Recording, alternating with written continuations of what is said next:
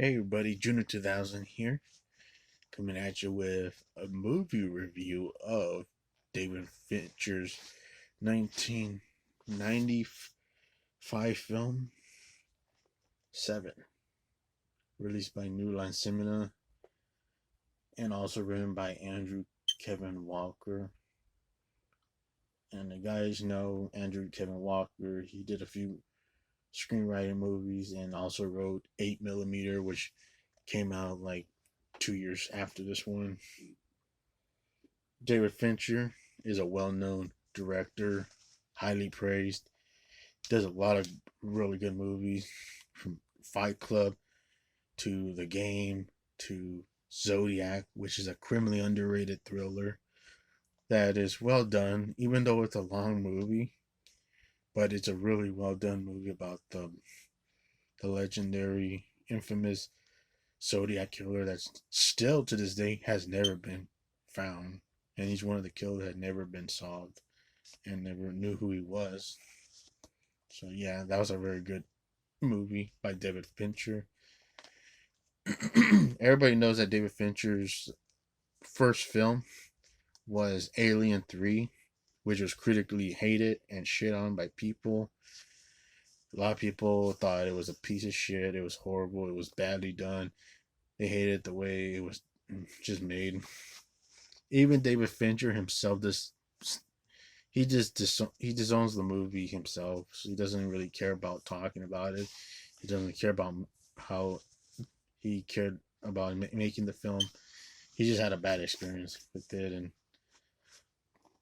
I'm probably one of the people that actually do enjoy Alien 3. Just my opinion.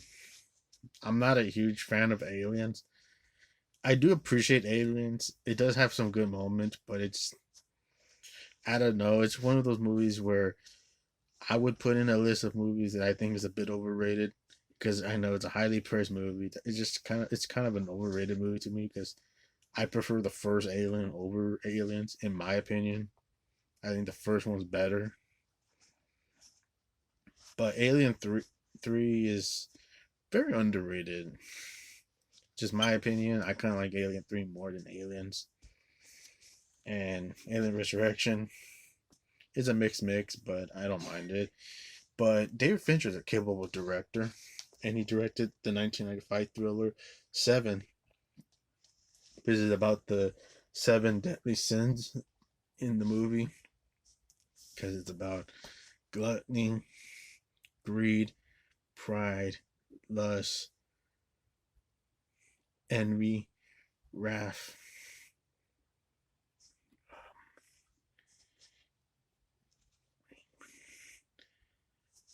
Because they mention it. I'm supposed to know all of the deadly sins, but you know, like what it is, folks. Wait, it's sloth, pride, gluttony, greed, wrath, envy, and yeah, I thought I would remember everything of the deadly sins, folks. I'm sorry, but that's what it is about, the deadly sins, where each victim that's in the movie are pretty much metaphors of the religious aspect of what are the deadly sins.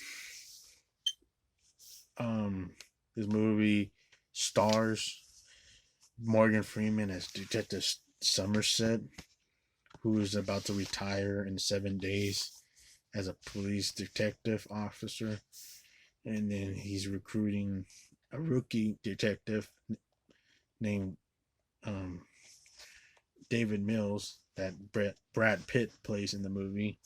Brad Pitt's in the movie, and he plays Detective Mills, who's like a rookie.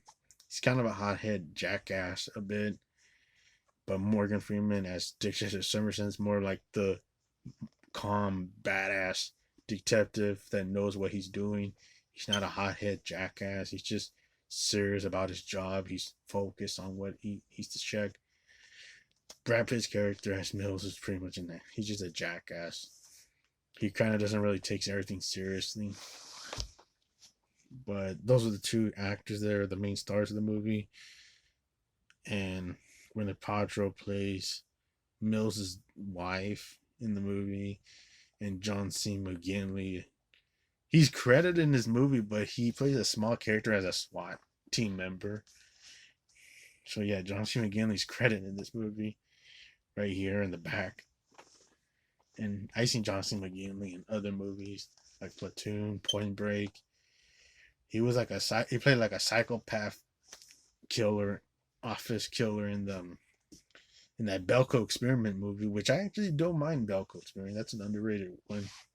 A lot of people really kind of shit on that movie, but I do enjoy it.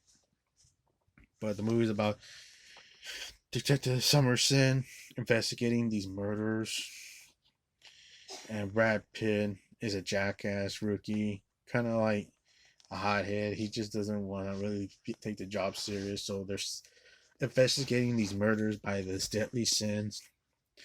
And I also want to mention the opening is fucking creepy. Like, it's one of the most creepiest openings ever in a thriller film. Like, this movie just straight up feels like a horror movie more than a thriller. Like, this movie, the way it opens, it just has horror movie vibe around it. It kind of has like mix of, because Howard Shore does a soundtrack, and he does a lot of good soundtracks from other movies.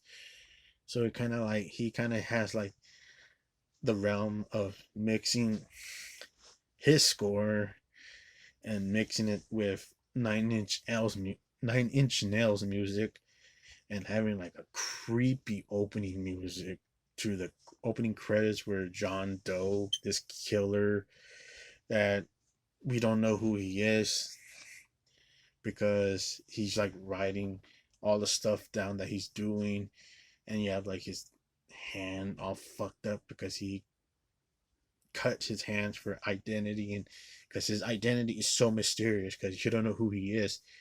He's like this mysterious killer that's just writing his journal, printing pictures out, and just like very eerie opening. Like one of the most creepiest openings that credits that you should never skip. Because a lot of people seem to skip opening credits. Because a lot of times, yeah, opening credits could take forever. It kind of, if it's like a boring opening credit, you'll skip it. But the way this movie has an opening credit that's so damn terrifying, it should never be skipped. Because it's such a disturbing opening credit. Like it kind of has like same vibes as, that's how I feel like the Jackal, that Jackal from 1997 film with Bruce Willis and Richard Gere. That had that creepy opening too, with that vibe of it. But this one has a creepier vibe where it's more horror movie vibe to it. After that, Detectives Summerson and Detective Mills are investigating the murders. First victim is a gluttony victim, where this fat guy is forced to overeat food until his stomach explodes. And yeah, that's very, very painful. And then they even examine his stomach, and he has like a huge stomach. When they open what was inside his stomach, it was like a huge, like, brain matter size of it. Like, whoa. Because he was consuming a lot of food, it exploded his intestines. So that was like the gluttony victim. And then the next victim is greed, where this law office firm guy gets murdered in his office with his throat sliced on top of books, and his blood smeared all over the office floor and written the word greed. And then they have the next victim that goes on. I think no, the victim doesn't. They don't have a victim yet, but it's like two victims now: gluttony and greed. And of course, Somerset's like investigating the murders, and same with Detective Mills. Somerset's more like he wants to know and research more like disturbing stuff to get the clue what these murders have to do with anything that's bad. And even Somerset is like kind of just annoyed by what's going on in the society of how shitty the world is going, and he wants to like just retire as soon as possible. So they go on to investigate more proof of what's in interest of finding this killer that's going to kill these people more and more. Then they go and get prints on this painting by fingerprinting this person that's a child molester, and they find him, and he is very disturbing to see because they thought they were gonna get this child molester arrested, but no, he's all skeleton and very veiny in the bed, and he looks like he's dead. And even Somerset looks at the picture saying, "Oh, this is the picture of him from days and days that's going on. Oh, this is the first picture dated 1 year back, year ago today." So like, yeah, this dude, you could tell, was drugged up and lost a lot of weight. So like, that's insane. But it does have a jump scare where John C. McGinn is like looking at him, and the guy just wakes up coughing and wakes up, and it's like a huge jump scare. Like, that's how a jump scare is well done. Like, it catches you surprised, like, whoa, shit, the fucker's alive. Oh my goodness. And then someone says, like, get the medics in here. Come on. Get the medics in here. And they're like, whoa, like, that has got to be one of the scariest jump scares that gets you off guard of what happened, because you're just focusing on like, oh, this guy's just dead, and then he wakes up. Like, that just freaks the shit out of you. And of course, Mills is being asked about the job, and he's like being berated to a photographer. That photographer's the, like how in crime scenes they had that photography the crime scenes. So Mills is like being a hothead jackass. And then, yeah, they go on, find out, and there's more victims that's going on. And then they encountered John Doe when they were gonna go to his apartment because they got like a informant to find out who this guy is. So the informant gave him an information and address where the guy lives, and they're about to go to John Doe's house, knock, until they stumbled across John Doe, and John Grove unexpectedly starts shooting them, and they have a bit of a chase scene and shoot out a bit throughout the apartments that John Doe lives. And yeah, it's a bit of a pretty tense, well done chase suspense scene. And of course, Mills is like the hothead one. He wanted to go ahead and not stay with Somerset to go after the guy. So Mills is like ahead of Somerset, and he gets knocked down by John Doe and gets his arm broken. I think he hurts his shoulder or something. He doesn't get his arm broken, but he's about to shoot some Detective Mills, but he just lets him live and gets away. Somerset finds him. They go back to the apartment. They have a argument about going in without a warrant, and Mills is a dumbass and he breaks into the door. So they go into John Doe's apartment, finding weird shit around the house, photos and journals, until Mills finds out the guy that he cursed out and took a photography of him picture, that was John Doe. He was in front of them, so he knew, like, oh shit, that was the photographer, dude. That was that John Doe motherfucker. He was in front of us.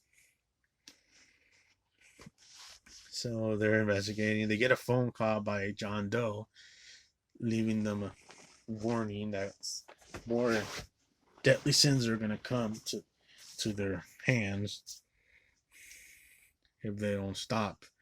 But yeah, he still continues the deadly sins. There's a scene where was it? There's a scene where I think they get like they go to like find more information, and they go to like the sex shop to ask this guy, "Do you guys just know this John Doe guy?" And then yeah, the guy know who he is, and then gives him a picture of a sex object thing that he gave to him to use. And then they got a call from, oh, there's another murder that happened. And the guy says like a funny line, the picture, the picture. Fucking pigs. I like the guy when the guy says the picture, the picture. That part was funny. Because Summer's just like holding the picture, and then he just, oh, they found the blind, and he just puts the picture away in his pocket. Like he takes it with him. And also, what's interesting, folks, if you see that scene when they're talking to the sex shop worker guy, if you seen the behind them by the door, you see somebody peeking into the, like looking at them in the window. That's actually John Doe seeing them in the store. He's like spying on them. So like that's a bit of a tree effect. If you guys missed that, like if you seen that part where you see somebody looking at the window behind them, that's John Doe spying on them. So yeah, the next victim that they killed that has been killed in it was for the lust sin, and it's a pretty graphic, even though it's not shown because the movie's not truly graphic, but it's hella disturbing. But the lust kill was about a prostitute who gets killed by getting inserted with the sex object that the sex shop worker guy told him about, and it was like some sharp thing, and it like kills her because it's like a part of a knife on the crotch area thing for the sex thing to use. And it's very, like, thinking about it, it's really graphic and just very disturbing, because that is just disturbing. Even Somerset is interrogating the guy, not interrogating, but like talking to the guy that had to forcefully use that shit and use it on the prostitute to kill her. And you see what that object is, and that looks like, holy shit, John Doe forced this guy to put that shit on and fuck the prostitute with that. And like, that is graphic shit right there, dude. Very disturbing. Even the actor that plays the victim that had to forcibly kill the prostitute wearing that shit, because John Doe pointed the gun at him and threatened him like, oh, I'll shoot you if you don't put that shit on. So like, that is fucking disturbing. And even the guy is disturbed as shit. And also, that guy, they said when he filmed the scene, the being scared and having his part dialogue talk to Somerset, they said that the guy, he had to like stayed up for a couple of days to have that disturbing look of him where he's like doesn't look gray, he looks really fucked up. It's because the guy had to stay up for that shoot, and he had to like stay up for a couple of days to get that disturbing feel on him. And yeah, that guy did a great performance, and he's also in Alien Resurrection, which is this next movie after Alien 3. And he's the guy that says, what the fuck is inside me? And he has that cool kill scene in Alien Resurrection where he kills that asshole traitor guy and kills him with the alien coming out of his chest, and it comes out to the guy's head. That's a cool scene. But yeah, he plays a character in that in Alien Resurrection, but did a great performance as the disturbing victim that got threatened to use that shit to kill the prostitute in the lust sin. Very graphic detail, the description of what happened. This movie is very disturbing, very scary. And you get also even Michael Massey, you guys know who he is. He's the guy that played Fun Boy in The Crow, and he was the guy that accidentally held a gun to shoot randomly, and that actor's been fucked. That guy got that really fucked the guy up really badly. I felt bad for him. I know some people feel bad for Alec Baldwin, but to me, I felt bad for this dude. This one, him, I felt bad more. I don't know. It's just I just think Alec Baldwin's a jackass in my opinion. Not that it's his fault, but it's just the way he comes off. He's kind of just sometimes as a prick. At least with Michael Madsen, you could tell he was fucking dead inside. That it really fucked him so much. So yeah, he's a great actor. He sadly is not with us no more because he passed away a couple years ago. So rest in peace, Michael Madsen. But he has a small part in this movie, and it goes on with more victims getting killed. You get another victim, which is Pride, and is about a model getting her face cut off like Leatherface, where Leatherface cuts his victims' faces, and then John Doe bandages up the model lady and glues the phone and the pills next to her hands. So that's the Pride victim. And then they also have Gwyneth Paltrow's character that she plays Mills' wife, and it's revealed that she's pregnant and she's worried about Mills living in a corrupted neighborhood and having a cop life.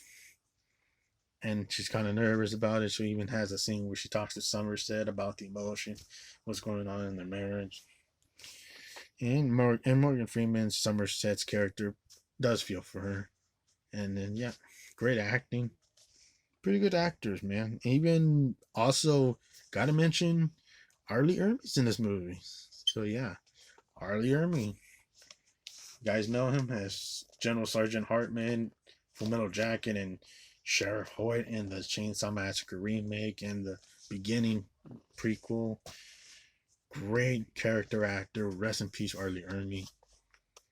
I even laugh at that part where he is constantly fucking annoyed by this phone that rings and rings, and then he just picks it up like, fuck this shit. This is not my desk. And he just hangs up. Like that part was funny. I like Arlie Ermey. Rest in peace. Great character actor. But they go on to their life, and then they go to the precinct after Mills says goodbye to his wife. Then they get an unexpected surprise. John Doe surrenders himself, and it's Kevin Spacey playing John Doe. And he has his hands all bloodied up and his shirt blood stained. And then they arrested him. And they find out that the reason why they never got fingerprints is because he sliced off his fingerprints. All his thumbs and fingers prints has been sliced off, and that's why they never found any prints from him. And then they had like a deal where they're gonna go to like the field down in the mountains, antenna radio areas, secluded areas where they're gonna meet and get a package. And you get like this 15-minute dialogue where John Joe's like pretty much mind gaming Mills, making him angry and shit. And Mills is it kind of, and he just like knows that Mills is a hothead motherfucker, and he gets upset and shit and curses out John Doe. But Morgan Freeman, Somerset knows that Mills is doing a mistake. He's not supposed to be doing this shit. He's supposed to calm the fuck down. But they get to the place where they're supposed to go to. And yeah, I do like Kevin Spacey, even though he's a fucking scumbag nowadays. But I do like Kevin Spacey. That was a great choice for him to be the killer. And you know what's the coolest thing about how he was not presented as a killer? They never credited him being in the movie. They never spoiled who it was. They never even credit. They never mentioned him in the trailer. They never even had him credit in the beginning of the movie with the opening credit. No, so that was a great thing that they did in this movie. Like that's how you keep a fucking surprise. Where Scream, they did that stupid shit where, oh, now they know who the killer is gonna be because it got leaked online. Like that stupid shit. No, they did a great surprise who it was. Kevin Spacey was revealed to be the killer, and yeah, his acting is pretty good. They get to the field where they're supposed to meet at, and then they see a van coming, and Somerset stops the van, talks to the guy, gets the package from the guy, lets the guy go to get arrested from the cop and pick up. Then Somerset opens the package that was it John Doe sent it for. It was supposed to be like a sender for Mills getting this package, and he opens the box with the pocket knife and slowly opens it and fucking freaks out when he backs out. Like it scared the shit out of him. And you have the great music by Howard Shore where it goes ding, like it goes like very dark, like oh shit, you know what's gonna happen, like that's something dark, why he freaked out. And then the music is building up and building up where John Jones is manipulating Mills, taunting him, pretty much mind gaming him to get angry and get angry, and starts talking about his wife. And Mills just goes all pissed off, like, what the fuck did you just say? And then he keeps like interrogating John Doe. What the fuck do you mean, like talking about my wife? And then Somerset gets there in time, runs there, and wants to get the gun away from Mills' hand because he doesn't want to shoot. He doesn't want John Doe to be shot yet because he's pretty much mind gaming him until it's slowly revealing what it's in the box, and you get that iconic line, "What's in the box? What's in the box? What's in the fucking box? You liar! You're a fucking liar! Shut up!" And then Somerset slaps him, slaps John Doe because John Doe's like mind gaming him a lot and just saying a lot of shit that he killed the wife, and he says, "Oh, he didn't know." And then you get Howard Shore's music, do do do do, very dark music, like great music by Howard Shore score. And yeah, it's revealed that his wife's head was in the box. He killed his wife, and not just only killing his wife, but he also killed Mills's baby because him and his wife were gonna have a kid, and yeah, the unborn kid got killed as well. So yeah, he lost, not just only lost his wife, he lost his unborn child. And that this is probably gonna be a one con part. Some people might not give a shit. Me neither. I would care less, but Brad Pitt was kind of bad in this part. He he kind of fucked up the scene where he was supposed to have like a big fucking tears coming out of his eye, but I guess he was trying to like scrunch it like his eye, like he was supposed to like go like, but like you're not even seeing tears coming out of his eye. You're supposed like it's supposed to be like a fucking emotional scene because he's supposed to know that his wife and his unborn kid is dead by John Doe. Like John Doe killed him. So it's wrath. That least sin is wrath. And yep. And envy would be take my life. Envy would be for Mills to take John Doe's life because I'm giving you angry. So that's why it fit for envy for Mills because John Doe knows that he's a hothead. He's angry, and he would be fitting for that. So yeah, he shoots John Doe, and yep. Not that I was. I'm not shitting on that Brad Pitt, even though I'm not a big Brad Pitt fan, but he kind of did kind of fucked at that ending a bit where he like it doesn't look like he's crying. It looks pretty terrible. But I know people would not give a shit. But that's probably the only. Because I don't really have a con for this movie. I don't really have a con for this movie. Just probably that only part is where he's trying to do a crying, but it's like a shitty cry where he's not really having tears coming out of his eye. I don't know. It looked kind of bad to me, but if I had a con with him, that was probably the only part that sucked. But he shoots John Doe, which is him as Envy, like he shoots him, and John Doe is murdered. Mills is getting arrested for it. Somerset is finally gonna retire, and then you end us the movie with the credits saying, first thing is saying, what is it? The first thing it says on the credits, Kevin Spacey as John Doe. That was pretty cool, and you get a really awesome song that's creepy and sung by David Bowie. Rest in peace, David Bowie. But yeah, great movie. Besides Brad Pitt's shitty crying, that looked really terrible. But all in all, well done movie. And of course, I have shown off this DVD. This is a New Line Cinema Platinum series that they used to do these digipacks or 2 disc sets. But yeah, this is a very badass digipack set with 2 disc sets. Disc 1 being the movie and disc 2 being the special features and the supplements.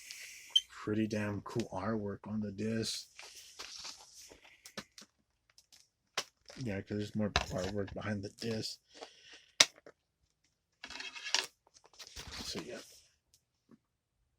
So yeah, and he even got pretty decent special features. And yeah, folks, the alternate ending was going to be different, but they only kept it in storyboard. But the alternate ending was going to be involved with the ending more different. Instead of Mills shooting John Joe, it was actually going to be Somerset shooting John Doe instead. And it was said like, it would just have like Mills saying, "Why did you do that?" And Somerset would respond, "I'm retired. I'm already done." That would have been the different ending, which sounds interesting, but I prefer the end we got. But that's an interesting alternate ending to find that out. But yeah, it's a widescreen movie. I know there's a Blu-ray of it, but I just prefer to have this edition. And even the DVD is in good condition. It's not all scratch or fucked up or anything. So yeah, it's a good condition DVD. Highly recommend, folks, if they've never seen David Fincher's 1995 Se7en with Brad Pitt and Morgan Freeman. Highly recommend it to folks who have never seen it. It's a really great David Fincher movie. If you guys seen his movie Zodiac, The Game, or even Fight Club, which is another movie that's badass. I would love to review that one day. But yeah, Se7en is a great, powerful thriller slash horror movie. I wouldn't even put this up there with horror movies. Fuck it. I put this up there with horror movies because this movie is very horror movie vibe to it and very disturbing and well acted. Great directing, great music, great writing, great acting. And I actually do enjoy this movie, so I give it highly 9.5 out of 10. Great fucking movie. Have a good day, everybody. Subscribe, hit the like, folks, and take care. Have a good day, everyone, and good night. This is Junior 2000, talking review about Se7en from 1995. Take care.